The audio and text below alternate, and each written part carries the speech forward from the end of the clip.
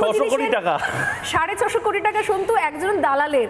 আর প্রতিদিন তুই রোজ অ্যাসাইনমেন্টে গিয়ে গিয়ে যাদের সঙ্গে রাস্তায় হাঁটিস, বৃষ্টিতে ভিজিস, রোদে পুড়িস, আর আমরা তোকে ননস্টপ বলি কি লাইফ লাগবে, লাইফ দে। চাকরি প্রার্থী, চাকরি হারা, মানে দুটো সেকশন এখন বাংলাতে দুটো সেকশন। একটা সেকশন হচ্ছে চাকরি হারা, বুঝতে পেরেছেন? এটা মিডিয়ার ভাষায় আমাদের চাকরি হারারা এই মুহূর্তে কোথায় আছে খোঁজ নিতে হবে। মানে একজনের মাথায় ডেজিগনেশন লেখা হয়ে যাচ্ছে চাকরি হারা, আমাদের বাংলাতেই হয়। মাথায় আবার ডেজিগনেশন লেখা হয় চাকরি প্রার্থী, তারা কোন ব্যাচের চাকরি প্রার্থী।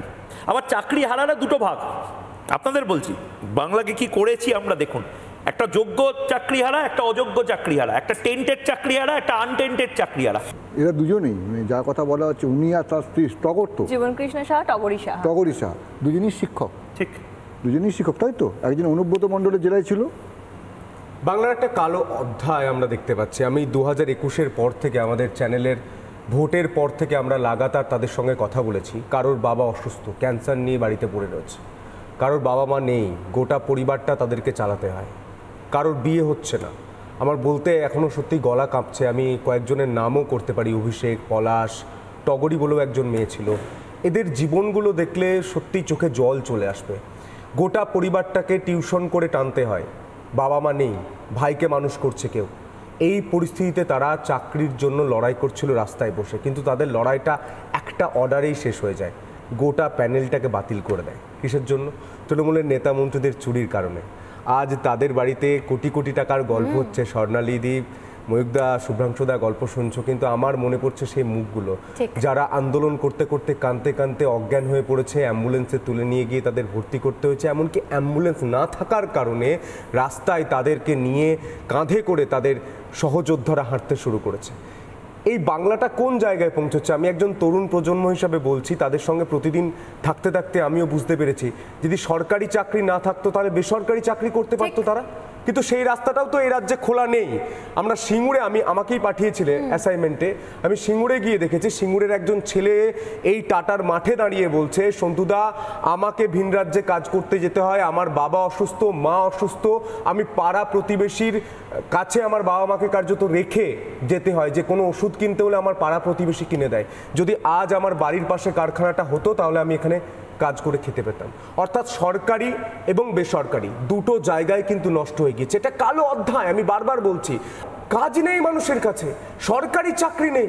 এই অভিষেক ছেলেটা, মমতা বন্দ্যোপাধ্যায় বলেছিলেন ডবল ডবল চাকরি হবে। আমি সিজিও কমপ্লেক্সের সামনে অভিষেক বন্দ্যোপাধ্যায়কে জিজ্ঞাসা করেছিলাম, আপনারা চাকরি দেবেন বলেছিলেন না? অভিষেক বন্দ্যোপাধ্যায় বলেছেন, কই, আমি তো বলিনি। মমতা বন্দ্যোপাধ্যায় বলেছিলেন, তখন তিনি কথা ঘোরাচ্ছেন, আপনার কি চাকরি হচ্ছে না? 2021 সালে ডবল ডবল চাকরি প্রতিশ্রুতিতে এসেছিল তৃণমূল কংগ্রেসের তরফ থেকে। আমি বলেছিলাম ডবল ডবল চাকরি, তৃণমূল সুপ্রিমো বলেছিলেন ডবল ডবল চাকরি হচ্ছে না। তার চাকরি প্রার্থী যারা বসে রয়েছে তারা কারা? চাকরি প্রার্থীরা যারা বসে রয়েছে তারা কারা? আপনার চ্যানেল চাকরি প্রার্থীরা তুলতে পারেনি। গুজরাটে চাকরি নেই, বাংলায় সংবাদ মাধ্যম খুলেছেন কেন? বাংলায় চাকরি আছে বলে চাকরি পেয়েছেন। যারা যারা যারা বসে রয়েছে, রিপাবলিক গুজরাটি হয়নি কেন? না, অভিষেক বাবু উত্তর দিতে হবে, প্রশ্ন তো নয়। বাংলায় সুযোগ রয়েছে বলে আপনি চাকরি পাচ্ছেন। এই পার্টে সন্তু একটা জায়গায় আমি দেখছি অভিষেক বন্দ্যোপাধ্যায় বলছেন এই চাকরির বিষয়ে, আমি তো চাকরির কথা বলিনি, আমি তো কোনো প্রতিশ্রুতি দিইনি। আর তারপর আরো ইন্টারেস্টিংলি উনি কথা বললেন, উনি বললেন যে এখানে চাকরির অভাব কে বলেছে? তাহলে তোমরা তো রয়েছে এখানে। মানে রিপাবলিক বাংলা চ্যানেল খুলেছে, অফিস খুলেছে, এটা নাকি কর্মসংস্থান হয়েছে। এই ধ্যান ধারণাও যাদের মাথার মধ্যে রয়েছে, তারা এদের জন্য কি ব্যবস্থা করে? তাদের নেতাদের বাড়ি থেকে এরকমই জিনিস বেরোবে? আমার একটাই প্রশ্ন, যে মমতা বন্দ্যোপাধ্যায় ভোটের আগে বলেন ডবল ডবল চাকরি হবে, গ্রুপ সিতে নিয়োগ হবে, গ্রুপ ডিতে নিয়োগ হবে, দুদিনে ডাক্তার তৈরি হবে, বাংলা আজ কোন জায়গায় দাঁড়িয়ে রয়েছে? মমতা বন্দ্যোপাধ্যায় বলছেন পরিযায়ীরা ফিরে আসুন, মানে তিনি আগুনে আরো ঘি ঢালছেন। কাজ তো নেই, আরো বাংলার যুব সমাজকে রাস্তায় দাঁড় করে দিচ্ছে। এটা সহজ প্রকল্প। তুমি আমার রাজ্যে যতক্ষণ থাকছো ততক্ষণ তুমি বাঙালি নও, ততক্ষণ তুমি তোমার কাজের দায়িত্ব আমার নয়। তুমি এবার থেকে আমার রাজ্য থেকে ভিন রাজ্যে চলে যাও, তখন তুমি বাঙালি হয়ে গেলে, তখন তুমি আমার কাছের হয়ে গেলে, এবং তখন তুমি পরিচয় হয়ে গিয়ে তখন তুমি আমার প্রকল্পের আওতায় আসবে। নিজের রাজ্যে থাকতে, মানুষ তো নিজের কাছে থাকতে তার কোনো দাম নেই।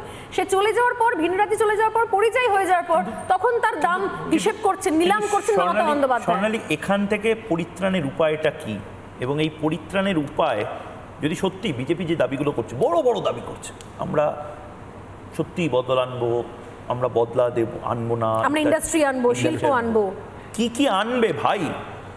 কি কি করবে, তৃণমূলকে কেউ পছন্দ করছে না, বুঝলাম, বিজেপি এলে কি কি হবে।